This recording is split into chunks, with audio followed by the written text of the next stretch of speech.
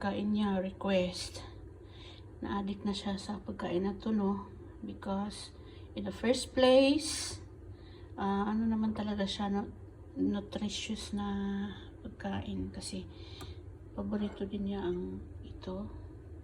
Ganito kadami, 2 kamatis na malaki at saka mas maganda ang red para ang sabaw niya is medyo pinkish or orange, ganon. Tapos garlic, ginger, ganito din kadami na ginger, at ganito kadaming sibuyas para masarap. 2, depende sa inyo kung gaano kadami na chili. Pero hindi yan butasan ng chili para di maanghang. Ganyan siya. Tapos black pepper at salt. Yun lang ang ingredients.